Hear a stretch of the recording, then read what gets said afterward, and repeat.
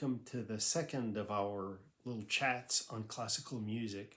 I hope that this one is going to go a little more smoothly than the last one. So here we go. Today we're sharing some new playlists. The playlists we're sharing continue our look at music for a single instrument. However, the instrument we've chosen for this time around is pretty special and pretty unique. So we're going to talk about those playlists and that kind of music. But before I do, I wanted to spend a little bit of time discussing the repertoire in a more general sense. So let's start here. Let's start with three factoids about the repertoire. When we think about the repertoire, we're talking about 500 years of classical music. You can imagine that the repertoire is as wide as it is deep. So it can be sometimes a bit overwhelming to try and navigate through all of that kind of music and figure out what you like and what you don't. So I'm going to give you some pointers, things you can hang on to try and better sort of organize your thoughts around the repertoire. So let's start with this first factoid, and it's what I like to call the either or perspective. When we think of music, we can think of it as being an either or proposition. Music can be either sung or it can be played. It's either a cantata or a sonata. Another way to look at it is to consider the origin of the music. Music can be either sacred in nature or it can be secular in nature. So what we've got here are four quadrants or four buckets, four different ways that you can sift through the repertoire and make sense of it. So let's do a little experiment and try that for a minute. So let's look at music that's sung. So if let's start with music that's sung, that's secular in nature. So those kind of things would be art songs. Any kind of song would fall under that sort of bucket. The same thing goes with what we'll call secular cantatas. And when we think about a cantata, we think of a whole bunch of possible pieces of music that typically involve more than one vocalist, more than one singer. It could be, a bunch of soloists, for instance, or it could be a chorus, or it could be a combination of both. So think of that as being sort of like the cantata sort of setting.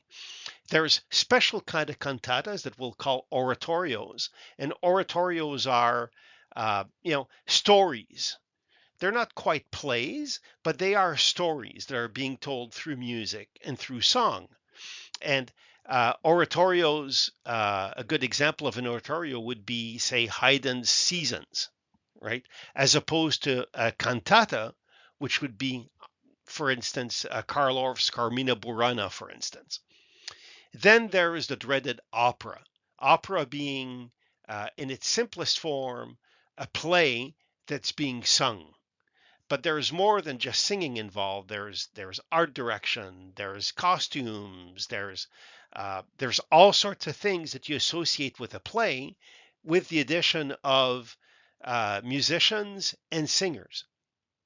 Now, there's different kinds of opera. There's grand opera, there's operetta, there's musical comedy. These are all sort of aspects of opera. So that would constitute the bulk of what I would put in that particular bucket. Now let's spend a little bit of time on the bucket that involves music that's sung and is sacred. And that too is kind of an either or proposition. It's either music that's part of a church service, and when I mean church, I mean any place of worship. Of course, a lot of music, certainly Western music, is very associated with the Christian faith and the Catholic faith and those kind of things. So some of the discussion may be a little skewed in that direction, but you can look at it as being anything that involves, uh, you know, a, a church worship situation, right? Things like hymns and psalms and prayers, the ordinary of the Mass, right? The Gloria and the Sanctus and all of those kind of things. There's also a special mass that's known as a requiem mass. So things that you would do around a service would fall under that sort of idea of sacred music that's meant for a church service. There's also sacred music that's more of sacred inspiration. So it talks about scripture, or it talks about stories and events, or times of the year. All these kind of things that are sacred in nature, but not you wouldn't necessarily have during a church service. A good example of that would be, for example, uh, the Bach the Bach Passions, for instance, would fall under that. Handel's Messiah would fall under that, right? There's a whole bunch of cantatas that were written by Bach for different times of the liturgy in the liturgic calendar, for Easter or for the Advent and those kind of things. So that sort of gives you an idea of music that's sung, if it's either sacred or it's secular. Now, if we're to look at music that's played, that's sacred in nature, we could probably come up with good examples of music that would fall under this either or sort of idea of either it's part of a service or it's just inspired by religion. When it comes to secular music that's played, we'll call those in general sonatas, right? And the term sonata is kind of a reserved word or kind of an overloaded word. In the early days of music, anything that was played that wasn't sung was a sonata. And then things changed as time evolved. And when we got into the classical period, sonatas meant something a little different. And we discussed this a bit when we talked about the Bach sonatas and partitas, where a sonata is typically a piece of music that has several parts, and each part has got its own special character. Whether its character is based on some sort of indication by the composer, or maybe it's a dance or something. But typically, sonatas nowadays are thought of as being these pieces of music that have several movements in them. A sonata that's meant for 3 players is known as a trio, and a sonata meant for 4 players is known as a quartet, and a quintet, and a sextet, and so on and so forth. If we're talking about a sonata for an orchestra, then it's typically a symphony.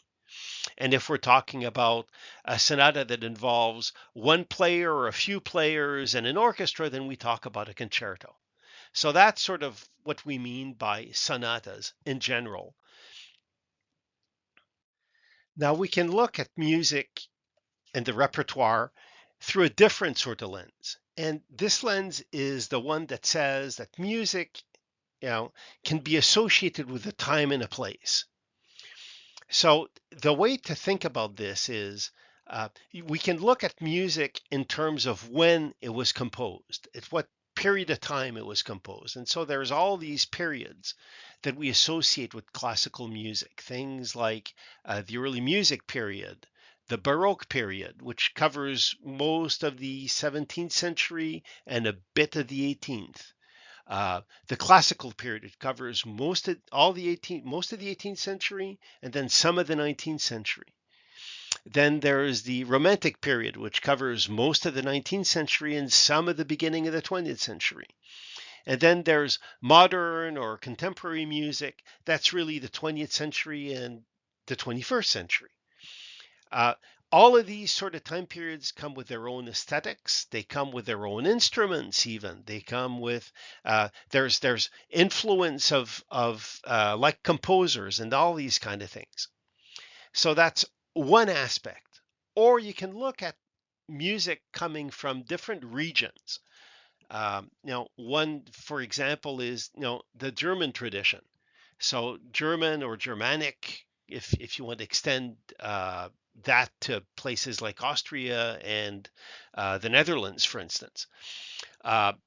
Then there's Italian. So there is a whole sort of Italian sort of uh, you know tradition of music. Same goes with, say, French music and Russian music, and maybe Scandinavian music. And then I can actually extend this to even more sort of regions. You can add your own. So that's sort of my second factoid. The third factoid is what I like to say, chacun a son goût.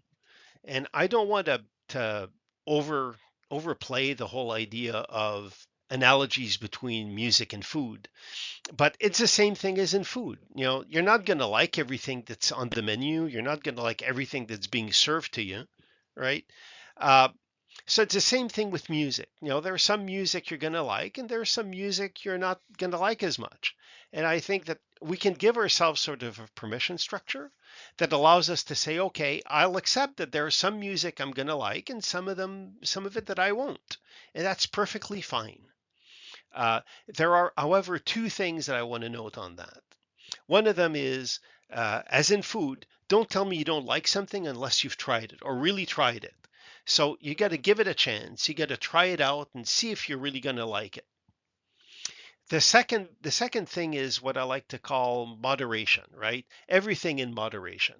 Uh, our playlists are about an hour long. I think that's a nice sort of setting in terms of sitting down and listening to classical music for an hour. I think that's a good amount of time to sit down and consider anything, whether or not it's something you really like, or maybe something you want to discover, or maybe something that maybe you don't like so much, but you'd like to try and give a shot to. So these three factoids, uh, you know, can be applied to any situation, but as we'll see in a few moments, we'll try and apply them to this particular sort of set of playlists that we're going to be looking at today. Today's discussion is going to evolve around the organ. Now, there's many kinds of organs, and I'm showing them right now on this diagram.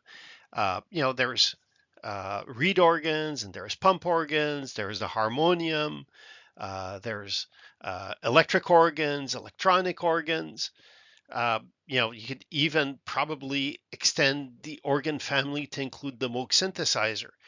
These are all organs, but the one that I'm really going to be discussing today is the pipe organ. That's the king of instruments. Uh, it's uh, it's been around for uh, you know 600 years nearly, and let's discuss the organ and some of the traditions of practice that come along with the organ. So let's start with where you're going to find organs. You're going to find an organ, say, in a church or in a concert hall. Maybe you'll find an organ in an arena or a ballpark. You'll even find an organ in a department store in Philadelphia. You can find organs in a lot of places, but none of these places really qualify as being what we called the other day an intimate place. An intimate place. It's not listening to an organ concert is not necessarily an intimate experience. There can be connection to the music, of course, but it's not necessarily intimate. Uh, so what there's a trade-off. You trade off intimacy for the power of the instrument, for the experience of really feeling the instrument. Uh, Pipe organs have got this inane ability to go and exploit the entirety of the auditory spectrum, going all the way from your lowest possible frequencies at 20 hertz, all the way up to the highest frequencies at 20,000 hertz. When you're down to 20 hertz, you're looking at wavelengths of the order of 16, 17 meters, which is about, if you consider it as opposed to, say, a church pew, I don't know, maybe it's like two church pews wide or three church pews wide. I mean, these are big wavelengths. You're going to feel them when you're in a church. It's it's enveloping you. It's things will shake in those kind of situations. So the power of the instrument cannot be neglected. And I think it's part of that trade-off of listening to pipe organ music as opposed to being in an intimate situation where you're listening to, say, a piano recital. When we think about the organ and organ performance, this is the picture I have. And well, I'm showing you here a couple of instances, either a racehorse or a show horse. Uh, and in all of those situations, in any equestrian sport, there's more than one athlete involved, right? We can talk about the rider, but you have to talk about the mount as well, right? The the horse has got as much of an athletic input into the activity as the rider. And it's the same thing with an organ recital or an organ performance, right? Yes, the organist is important, but the organ is also important. And sometimes people will go, great distances to listen to one particular instrument. The instruments have got their own sort of capabilities, their own thumbprints, if you will. And sometimes even the composers will include that sort of thumbprint in the music that they compose. So we can't ignore the fact that the organ is as much part of the performance as the organist. Now, there's another sort of ride that you can associate with organs, and it's the automobile. And the reason why I say that again is because, as you can see on this diagram, the automobile has evolved a lot over the years, and so has organ. Let's call it organ technology. And when we think about organs, there's really four, they're not necessarily technologies, but four areas of interest. The first one is what we'll call acoustics, and it has to do with creating the sounds, right? Think about the geometry of the pipes and the materials that you use to fabricate the pipes. Think about the reeds that you use, all the ways you can generate the sounds, and how that sort of technology, how that knowledge must have evolved over the 600 years. Um, Another area that's changed a lot is the area of what we'll call pneumatics. If you're going to play a pipe organ, you have to move air and air pressure, creating air pressure into the instrument. And as you can see here in this diagram, back in the early days, before there was electricity and electric pumps um, and those kind of things, you had to have manual labor. These people were called calkins, and their job was to actually operate huge bellows to create the air pressure inside the organ so that the organist could actually perform. And of course, as technology evolves, pneumatics evolves, the ability to go and create more air pressure, retain the pressure, and eventually things like electric blowers and those kind of things came into play. The other technology that's important to understand is mechanics. So you've got these pipes, you've got this air, you've got valves. You've got to somehow come up with a way of making sure that when I hit a key in the manual, when I hit a key on the keyboard, that it actually will generate a sound. And all sorts of things have to move inside the organ to achieve that. And so you can imagine what kind of how the technology needed, the kind of innovations required to go and achieve that, and how that must have changed from, say, the 16th, 17th century all the way to today. And then there's a fourth area, and it's not necessarily a science or an engineering discipline. It's more artistic.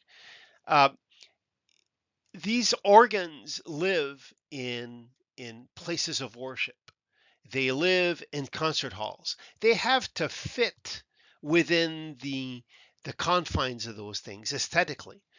These instruments, for the most part, are beautiful to look at, and uh, a lot of it's more like cabinet making, I would assume, but it's you know beauty is very important because the aesthetics, the fact that people will stare at this instrument and it can't sort of look out of place, and yet it can't take away from the sacred nature of the environment in which it is installed, if it's in a church, for instance, or it can't take away from the rest of the aesthetics necessarily if you're in a concert hall.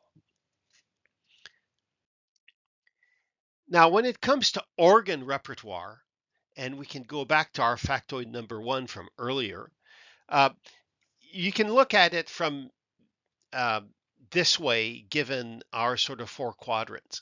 I won't spend a lot of time on the left-hand side. Uh, organs can't sing, but organs can be part of songs. Organs can be part of cantatas and all these kind of things. So they have a role to play. Same thing with music that's played. Yes, it's an instrument and can be called upon in a lot of different settings. But let's focus for a second on music for the organ as a solo instrument. And let's look at some examples of music in the repertoire. If I look at sacred music that's being played by the organ within a church setting, we can think of one particular thing. It's called the chorale prelude. And a chorale prelude is like a hymn, but without words. And so that's where a lot of organ music without singing gets heard during a church service. There's a lot of examples of music of sacred inspiration when it comes to organ music. I can think of one composer in particular, Olivier Messiaen, who lived in the 20th century, who was a devout Catholic and who wrote a lot of pieces of music that had a lot of spiritual entendre in it. He wrote pieces like there's one magistral piece he wrote called La Méditation sur la Sainte Trinité. So the meditations on the Holy Trinity, for instance. He wrote a lot of that kind of stuff. And there's lots of pages in organ literature that would fit into that sort of setting of it's sacred, but it's not part of a church service. When it comes to music that's played that's secular, there's 2 sort of specific examples that come up. One of them we call here the prelude and fugue. I've got an asterisk next to the prelude because sometimes the prelude can be something other than a prelude. It could be a passaglia, for instance, right? There's different kind of songs that you could dance motifs and song motifs you could apply to this sort of idea, but it's usually a diptych, as I like to call it, a 2-part piece. One of them that has sort of the front end is this prelude or this musical idea, and then the musical idea is then exploited through fugue, right? A fugue being sort of like a same thing as a canon, row, row, row your boat, right? And then there's assorted sonatas. Yes, there are such things as organ sonatas, but there are also other sort of huge pieces with many sort of movements in them. Uh, Charles-Marie Widor, for instance, wrote a number of organ symphonies. So these are, pieces for organ that were sort of mimicking the idea of a whole symphony orchestra playing. They're very elaborate, and they sort of are laid out the same way as, say, a symphony. So that's an example of an organ sonata. Now, to close, there's a couple of things that are traditions in the practice of organ playing, and there's 3 that I think they're noteworthy, and they're going to come up again when we look at the playlists. The first thing is improvisation. There's a strong tradition of improvisation when it comes to playing the organ. I can imagine an organist on a Sunday, taking a hymn and doing things with it from an improvisational perspective. And there's a couple of tricks of the trade, right? One of them is variations. You can try and transform the hymn into different sort of tunes, right? You could set it up as a dance, or you could set it up as, uh, you know, a different under a different rhythm or under a different structure. Uh, the other one is, of course, the fugue, right? You can take that idea and then apply it in the fugue situation, right, or a canon situation. So uh, improvisation leads to, I think, pieces of music that end up being in the repertoire, and you'll see that in not only examples we've got in the playlist that we're going to be sharing, but also when you look at the organ repertoire in general. The second tradition is what's known as the titular organist. So if you've got an organ in a particular location, say a church, it's common practice to go and have one resident organist, right? And it turns out that a lot of these titular organists are there for a very long time. Some of the composers that we're going to look at in our playlists held these positions sometimes for 25, 30 years. And you would expect that when you're so familiar with an instrument, that the thumbprints of that instrument will end up in the composition. Uh, because a lot of these titular organists ended up contributing to the repertoire. And there's another way that titular organists sort of come into play. When you think, especially in the early days, like in the 16th or 17th, maybe the 15th or 16th centuries, or uh, there's not that many organs. So if you're a resident organist, a titular organist, you're a VIP. You're a big shot in that particular community, right? Because there's not that many organs out there, and people have to come to you if they want to learn how to play. And and thus comes our third sort of tradition, which is one of uh, nurturing uh, relationships. And there's a lot of relationships involved in organ organ practice. Think of the teacher pupil sort of relation.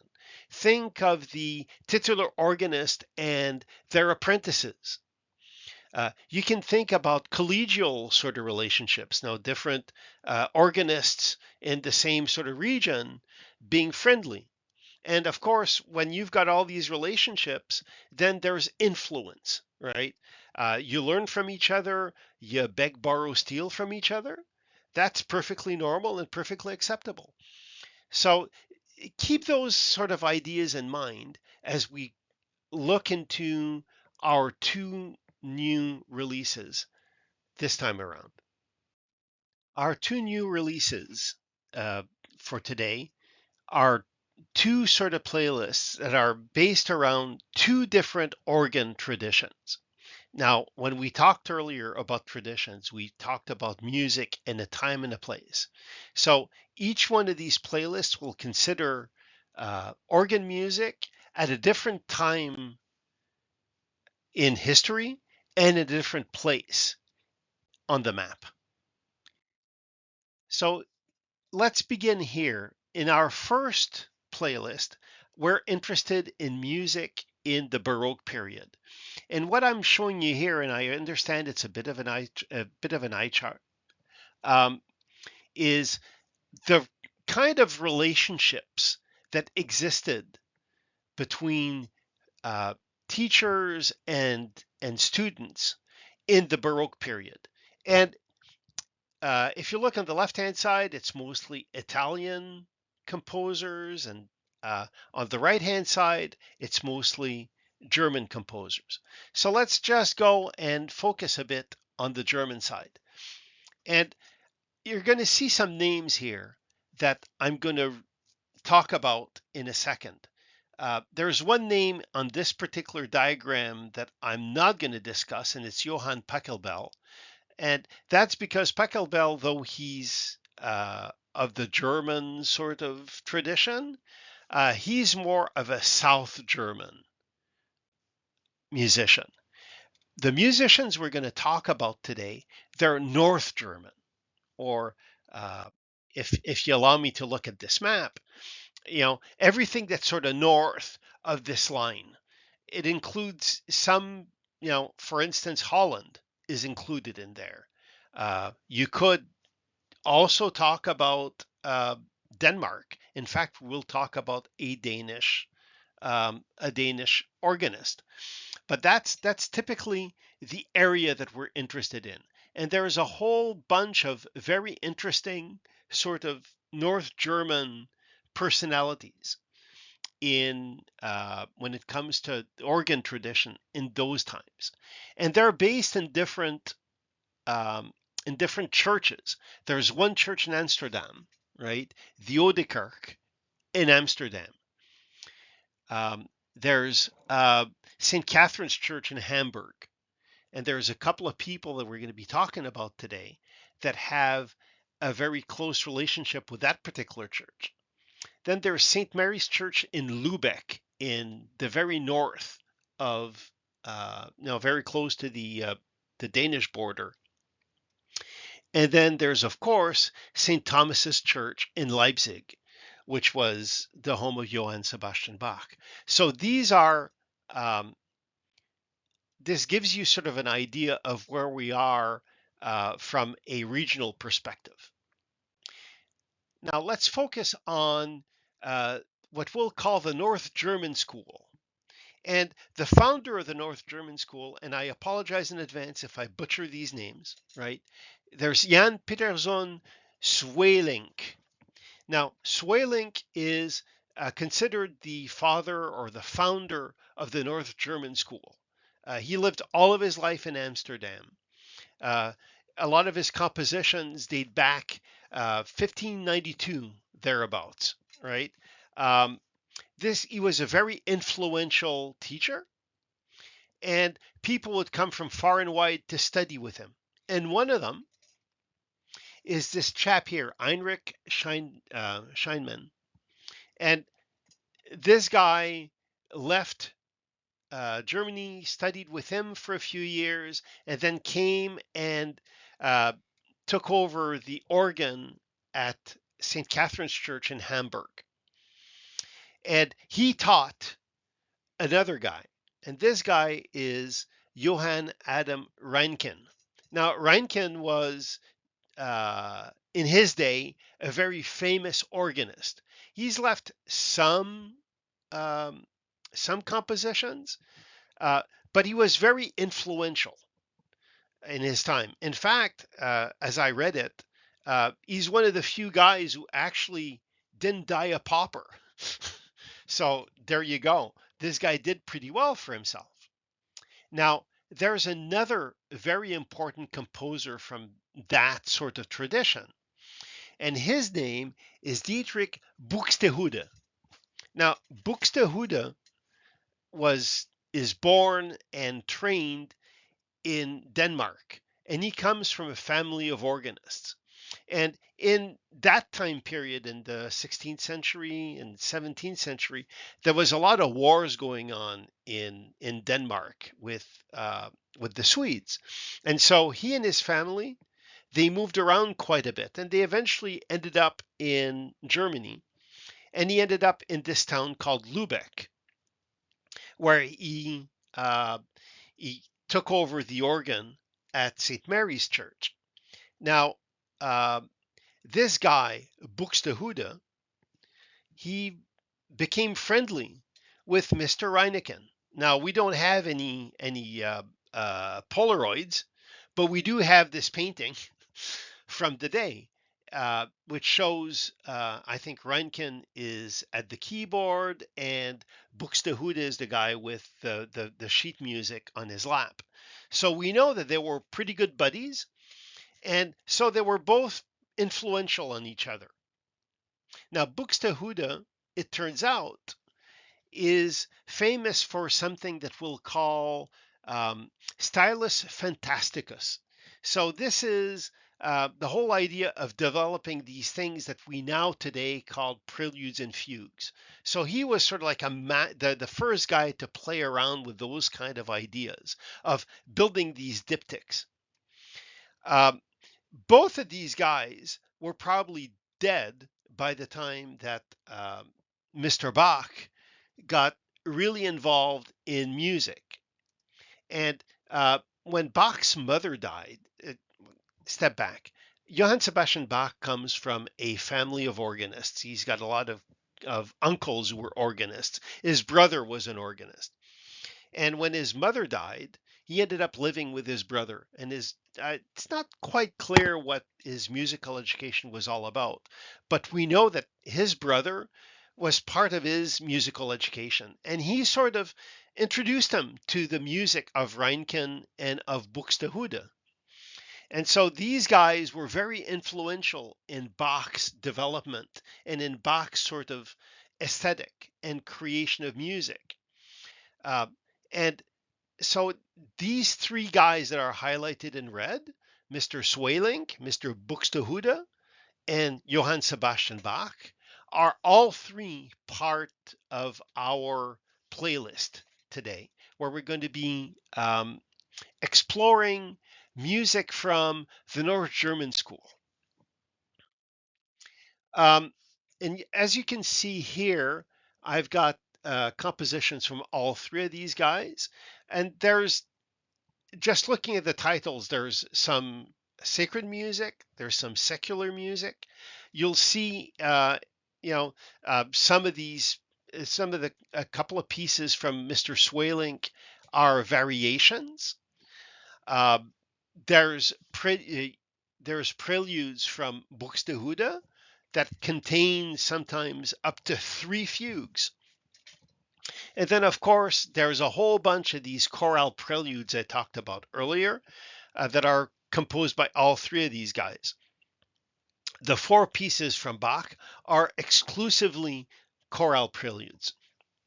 Now, our playlist is going to be, all of the music is going to be performed by one organist. His name is Piet Kay. He's he's a late great Dutch organist, and he plays the works on restored baroque organs, so organs of the time. So that's our first playlist. Our next playlist takes us now, let's fast forward about 100 plus years, and let's bring ourselves now to the late romantic period, and we're in France now.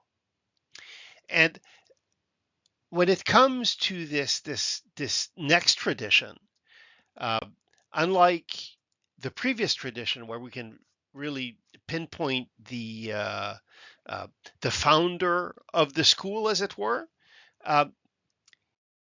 this particular school really comes about because of one man, and he's not an organist, he's not a composer, he's an organ maker. His name is Aristide Cavaillé-Coll, and he built dozens upon dozens of organs in France, and some of them in the rest of Western Europe in the latter half of the 19th century.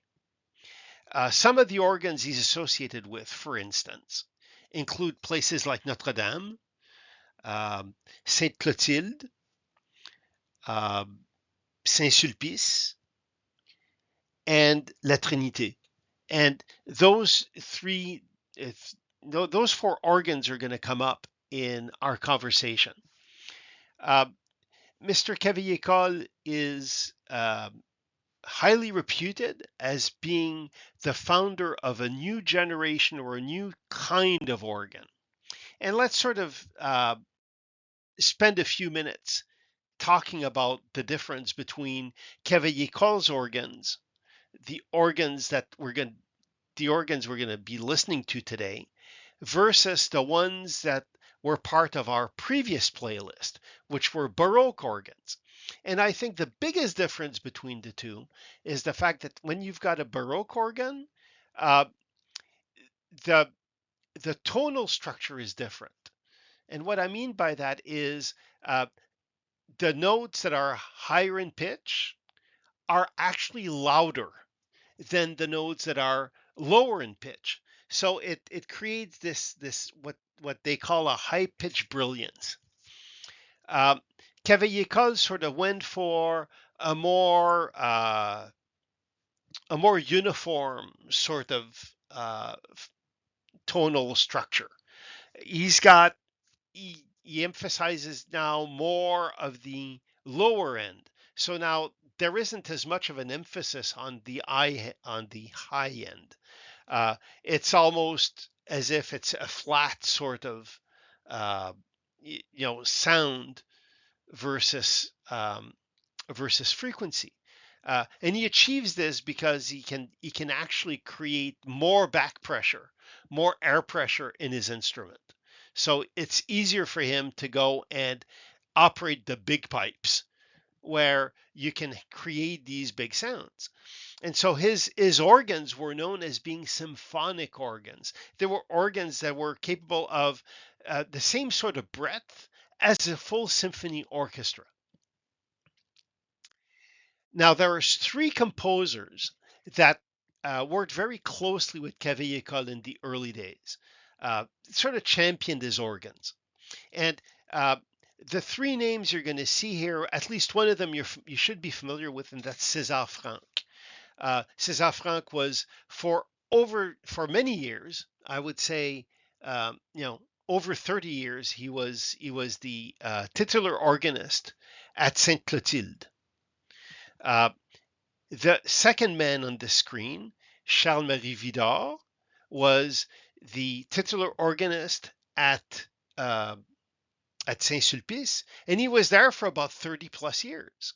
And same thing for the third guy. His name is Alexandre Guillemant, and Guillemant was at Sainte Trinité again for about 30 years. So you're looking at three gentlemen who were highly influential and three gentlemen who happened to be teachers at the Paris Conservatory. And you could add a fourth guy here, Camille Saint-Saëns, who were all part of that posse that were supportive of Cavaillé. So there's a whole sort of web of relationships, apprentices, and students that sort of learn from these three guys. For example, if we look at Franck and Charles-Marie Widor, their sort of prize student is a chap by the name of Louis Vierne. Louis Vierne was for decades the titular organist at Notre Dame de Paris. And one of his most famous and probably his last apprentice was a chap by the name of Maurice Duruflé. And so there's a bloodline between these guys. The same thing is true of Guillemant and Widor, and this time with one of I think, the superstar of French organ, the superstar French organist. His name is Marcel Dupré. Marcel Dupré took over from Widor at the podium at Saint-Sulpice, for instance, and he was himself a brilliant teacher. And he taught at least so many of the people that we're going to listen to in this playlist. One of them is probably his most famous student was Olivier Messiaen, who we talked about a little earlier. Olivier Messiaen is an incontournable, as we like to say, an unavoidable character in French modern music, not only modern music for the organ, but modern French music in general. He also taught a chap by the name of Jean Alain. Jean Alain, unfortunately, died very early during the Second World War and never really produced a lot of music, but some of the music he produced was quite brilliant. And he was known as probably one of the probably one of his most brilliant students, and unfortunately, one whose career was cut short. He also taught Jean-Alain's younger sister, Marie-Claire. Marie-Claire is probably one of the most recorded organists in uh, in France, at least. She's recorded all of the Bach sort of repertoire. She's recorded a lot of the repertoire of French baroque composers, of composers of this particular tradition of symphonic organs. So the playlist I put together involves all the people you've seen in my presentation. Madame Alain actually performs a lot of the pieces, especially the tail end of this playlist. All of the works are presented in chronological order, so in the order in which they were published, starting from César Franck all the way to Jean Alain's Litanie. Um, I had to include one last piece as a kind of an encore, and it's Vidal's famous toccata from his Fifth Organ Symphony. And again, it's played on the organ at Saint-Sulpice, which is the organ where he composed it. So again, you will discover in listening to it the thumbprints of the organ. And again, as I said earlier, how important the organ is, as important as the organists themselves. So that's sort of our second playlist. And that takes us to the end of today's talk.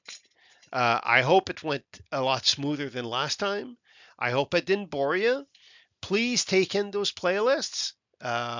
You know, do take them, hopefully one at a time. Maybe take one day and then take one the other day. You can, look for some of the things that we talked about. Look for the fugues, and look for all of the differences in tonality of the different instruments. I've got some information during the playlists on all of the organs you're going to hear. Uh, Again, please tell me what you think. Leave us some comments.